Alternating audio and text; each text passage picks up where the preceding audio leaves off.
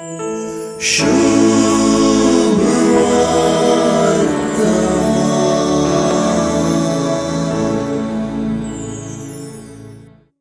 सोल्ल्यांत उपास करच्या विशीं जायते उल्लेख आमकां मेळटात तरी लेवी शास्त्रांतलो एक उल्लेख एक कायदो म्हणले परी असो आसा. हो तुमकां एक शाश्वत कायदो.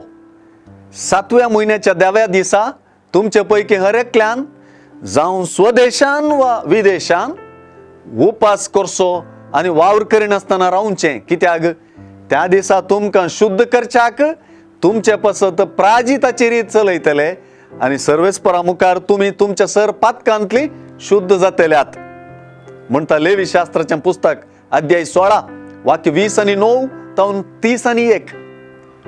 अशें पातकाच्या प्राजिता खातीर उपास करची रिवाज जुदेवांमध्ये आसली. आपले शीस जुआंच्या आनी फारिजेवांच्या शिसां परी कित्याक उपास करिनात म्हणल्या सवालाक जेजू वपारी बरीत जाप दिता.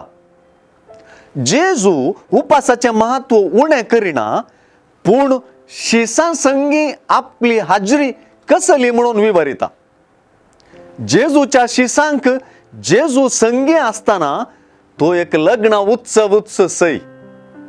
होरेत जेजूक कुर्सायतना वा काण व्हरतना ताचे शिस उपास करतले म्हणलें एक प्रवादी उतर जाता. जेजूची शिकवण ताचे वपारींत नवो वायन जावन विवरिला. पोरण्या मनोभावान हो जेजू म्हणलो नवो वायन स्वीकारूंक जावचो ना. जेजूचे शिकवणेचो हो नवो वायन स्वीकार करूंक नवे मनोभाव रुपीत करची गरज जेजून दाखोवन दिल्या.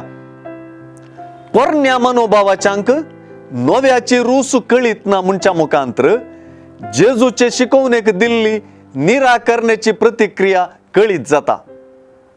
जेजून हाडलेले नवे साव आपणावंक हांगासर आमकां उलो आसा.